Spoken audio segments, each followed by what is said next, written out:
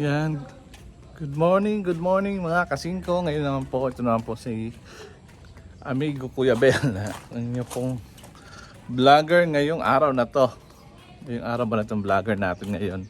Ngayon punta natin si Nabili, si Ate Janet. Sila po ay nandito na.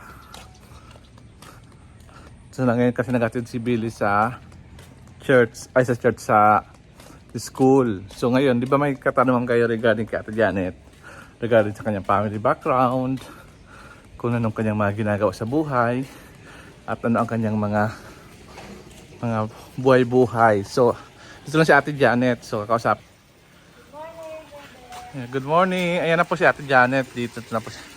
Di ba mga kasing, kung may tinatanong kayo kay Ate Janet, gusto nyo tanongin si Ate Janet, mayroon kayong mga tanong. So, ngayon tatanungin ko na siya yung mga tanong nyo sa akin nung kahapon ba yon nung nag-live tayo, may sinasabi ka tungkol kay Ate Janet. Ngayon tatanungin ko na si Ate Janet habang naglilinis siya. Ate Janet, ilan daw ba yung anak mo? 8 po. 8 po yung anak niya. Tapos anong mga ginagawa ng anak mo? Yung isa, yung panganay may trabaho na, yung pangalawa may asawa na, yung pangatlo may trabaho na sa Maynila. Tapos yung pang-apat, pang-lima, hanggang sa pang-walo na nag-aaral. Yung kasama mo ngayon, 3 di ba? Yung Si Nene. kasama ko 5. Sa bahay mo, si Nene, si Ampong, tapos si Jordan, Jordan, si Butchok. Ayan pala yung kasama niya. Tapos anong feeling mo ngayon Ate Janet na may anak ka na nagtatrabaho? Si Juna may palang trabaho, no? Si Lolo din nagtatrabaho. Anong pangalan anak mo? Buloy? Loloy, matanda na yan? Hindi pa, bata pa. Ba't ganun ang pangalan? 17 pa lang. E paano yung pangalawa kong anak, ang tao, junior yun. Siyempre nabubuloy-buloy. Kaya Loloy. Kaya yun. Hanggang sa lumaki din. Yung bunso, yung panganay mo na anak, ilan yung kanya? Ilan yung edad niya? 21. 21 yung panganay mo. Tapos sumunod ay 20, tama? Sumunod 18, birthday ngayon. Birthday ngayon nung kanya. Birthday po ng anak ni Ate Janet ngayong araw na to habang tayo ito. Ito ngayon lang to po binlaga. Baka magtanong kayo kung paano ngayon po ito binlag ko po ngayon. Ngayon lang po to. Tapos, yung asawa mo, anong trabaho?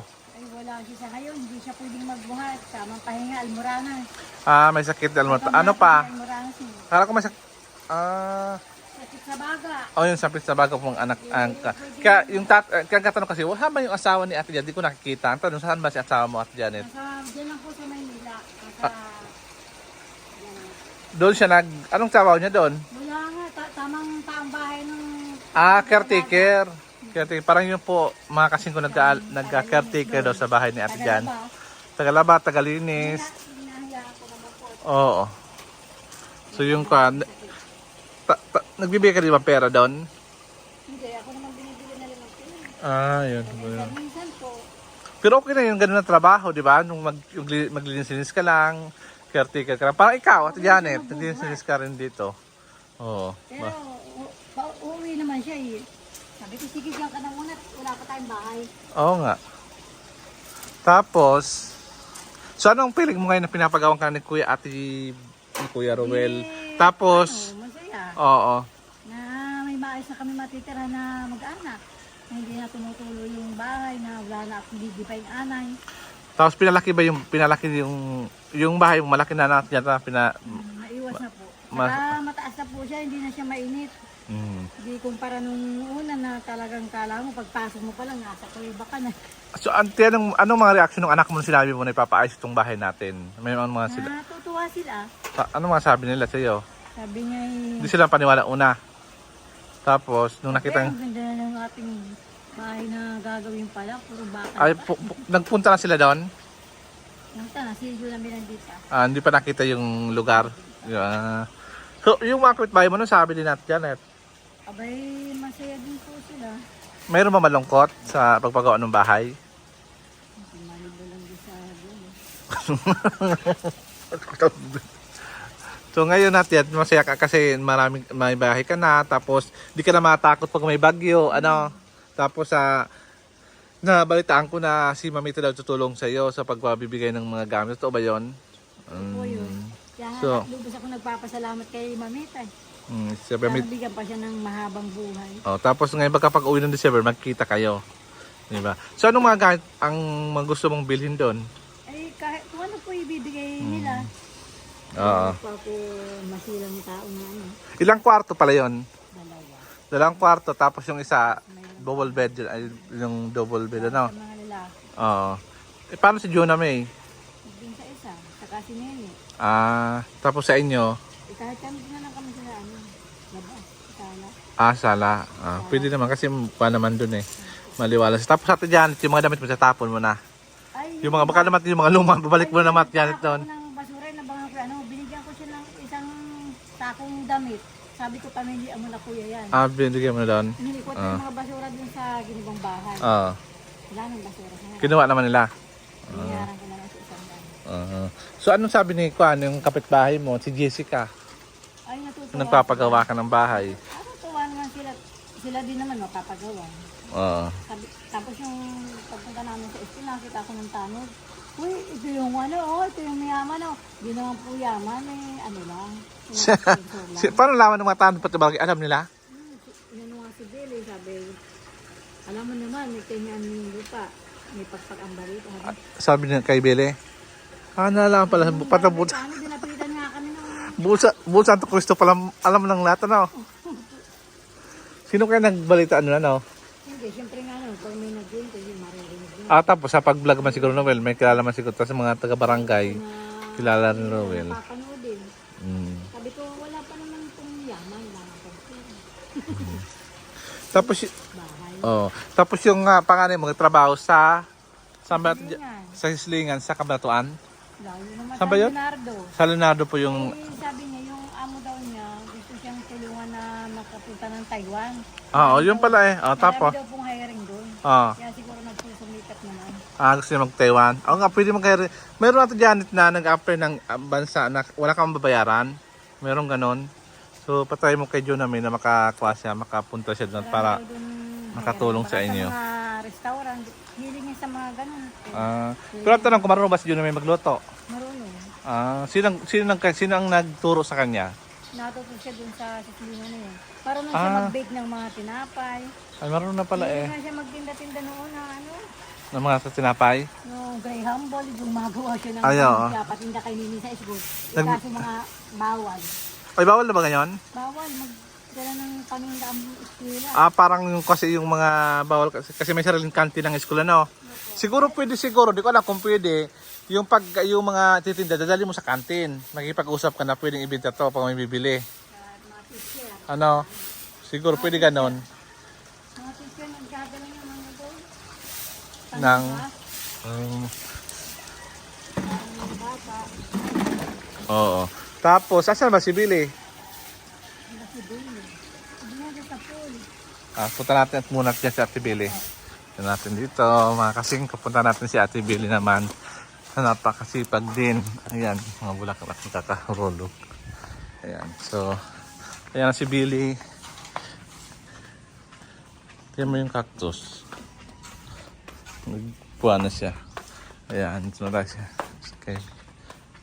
Tanim ko, tumaba na yung Japanese bush. Ito, hindi ko lang kung bakit. Siguro nandidili ka. Hello, Belly! Ayan si Belly po.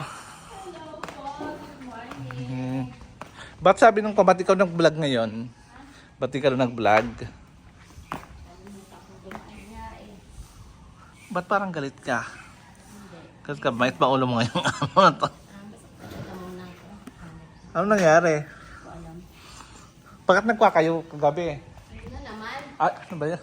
Hindi, naglaro kayo, nag-inom kayo kagabi ng kuha ng malamig. Kaya lumagkuha yung lamunan mo. Kaya kasi Billy, kaya pala Billy, naubos-ubos na yung ice cream dun sa loob. Kakaya mo siguro ice cream. Ayan, tuloy din. Ayan, sorry. Nagkuha ka na ano tag doon, yung sumakit yung lalamunan mo, kakakain mo ng ice cream. Ayan, sa lamig na nga ni. Buti di mahilig si James sa ice cream. Bati ko nakita yun, ako araw-araw yung nagtrabaho doon. Yun si Axel. Tulog na siya kapo, di na siya sumunod sa akin. Buti kayong tulog pa ngayon ba? Tulog pa, mamaya pa, bago kami pumasok, saka magigising yun. Tapos, balita kung may sinabi doon si Ate Janet. Nang duman daw kayo, marami nakakaalam daw ng papagaw si Ate Janet ng bahay. Marami daw chismis daw, nagchismis daw dun sa... Siyempre nga naman, alam mo naman ang balita. Anong balita? Pag ang balita ano ba sa ano ba tawag sa kasabihan ito? May kasabihan ba bilang balita? Ba't parang seryoso ka ngayon, Bill? Pakakaseryoso mo ngayon. May problema ba? Seryoso ba? May problema ba kayo ni Kuya Poge? Wala. Para napakaseryoso. Seryoso. Oo nga, para napakaseryoso mo ngayon. Hindi naman. Ano ba? Hindi naman. Oh. Hindi ka na nasanay sa akin. Nakita ko ba yung pagkain doon? Saan? Binaba doon sa lamisa? Hindi ko alam. Ay, dali mo, pagkapos Billy, lagay mo Billy doon sa lagay nyo. Dalawa, tatlo, pangatlo ngayon. Dalawa. Yung mga Alaman na si Kuya Pogi mo no? wala, saka po doon, lagay mo lang daw sa terrace, sabi niya. Kaya nilagay ko sa terrace, doon. At baka naroon pa kami ng pusa. Ay, malamang inunan niya ng pusa. Ay, hindi naman makikialam si ano doon. She's currently parang wala doon. Sa lamisa Si ko, akin pusa yung nagdadala. sa lamisa ko, nabisa nakita ko. Ikaw na naman si Scorly. Sino ba si Skirly? Baka ang tanong sila. Ay, yung pusa ko po yun. Oh, sabi ka kung Yun na lang po yung natitirang pusa ko sa dami namin. Sa dami namin pusa, siya na lang po natitira. may kasi si Billy ng pusa. Ano paborito mo Billy pet? Pusa, ano? Pusa, aso, yan. Yan. Kaso nga lang ayaw ni Kuya Pogi. Ngayon po ayaw niya na, pero Ayaw. dati po may alaga kami. Simula Oo. nang ma-stroke siya, ayaw niya na. Oh, Billy kahapon nagkuha si Kuya Pogi. Hindi ko lang kung bakit galit si Kuya Pogi. Yung putakti daw. Ano, kumusta na si Kuya Pogi sa putakti na yan? Ay, naku. Siyempre, alam mo namang kalagayan niya, para na siyang bata, agad-agad sa putakte, pinapatulan ng putakte. Pinapatay kay Kuya. Umiyak pa daw. Totoo daw, sabi ni Robel. Sa putakti yan. Tumatawag ko sa akin. Akala ko na nangyari. Nagtumatawag kay Pogi. Bili ko nga sa Kuya Robel. Ay, sabi ko, Robel, ano ba nangyari kay Pogi? Ba't tumatawag yun na? Yung putakte. Yung... Tawag kay Pogi. Pati ba naman yun? Pasok ka sa loob, kasi wala rin ako magagawa. Tapos di man siya kakarating kung di mo gagalawin. Oo, sinusundan daw siya. Eh, hindi ka naman nakakagating. Kakalang pala, kasi nga, Tawag nag-exercise yun. nga daw siya. Oh. Eh, paano pala kung sumusunod sa kanya taong totoong tao? Tatawa ako kasi magagalit siya. Ah, paano pa... Naman siya Ah, medyo seryoso kahit paano- nagbibiro ka. paano kung totoong tao nang umahabol sa kanya? Yun pa lang. Apakalit lang na hayop na yun. Hindi ko lang masabi, nakakagat nga doon kasi. O nagatataka. Sabi ko, piglong ko pa sa kapag. Lalo kapag... Eh, kasi ako, Pag kinag... nakatandaan nga ako ng putak at ikaw yung nagpapalaya sa bahay nila. Sabi ko, Tapos, hindi lang ako makakuhang tumawa kahapon at magagalit sa akin. Nagtatawa lang ako. doon si James. Kasi ko hindi. Wala ata. Ay, ginising ko na nga at pinagsain ko. Tama na. Kasi tanghali. Buti- Dahil bakit punta pa kami doon Buti nakita ni Axel daddy niya, papa niya. Hindi nakita ni Axel na umiyak. Hindi naman. Ako nakita, baka bukuhan pa ni Axel ng lunch. Kasi actually nakakita na sasabihin, Mama, ba't iyak papa? Ako nga po, dahil sa putakti lang. Araw na to. So, ayun. Kaya, magpaalam ka na sa ating mga viewer. Babay na po. Ayan, si Billy. Malungkot. Nakagat ka ba ng putakte? Malungkot, nakagat. Hindi naman. Ayun mga kasingko. Hindi ko alam, maraming salamat sa inyong panonood ngayong araw na to. So yun, nakilala nyo na si Ate Janet, kanyang family. So sa susunod, mag-request naman kayo kung ano naman ang ating gagawin sa sunod na content. Sabi nung nagsabi, sabi may subscribe kasi nagsabi na mag-vlog daw tayo papunta sa bahay ni Ate Janet, yung sa apartment. Tapos papakita daw, yung nagandahan yung vlog nyo sa araw. Oh, gusto daw yung ganon. Nag-walk-in lang. Oo, nakita niya. Yun na nga kasi. Nakikita niyo yung mga lugar na dadaanan, na gusto nung... Yun yung sinabi ko, eto, meron po kami kako dito. Malapit kami, bilihan kami dito ng Ayun nga. Kung gusto nyo, ganyan. Yun ang gusto nilang content. Tapos papunta doon sa Alwa, sa apartment daw. Yun. Kung saan yung destination. Oo. Sa susunod, Sa susunod, pagka Oo. medyo maaga-aga. oo, mamaya, pag nakaalisin ng Billy. Katid ba si Ate Janet? Ha? Katid? Oo. Ayun, mamaya. Si Janet. Ay, mamaya. Ay, ngayon bang maaga? Eh, baka hindi ba pupunta dito? Sa? Kala Ate Janet? Hindi ko alam. Siguro mamaya. Mag-vlog ata yun. Baka o dito. Ano? Hindi ko alam. Hindi, ibig Yun yan. Ah, ah. Sige, bye-bye. Adios mga kasingko. Kung sa nating pagkikita.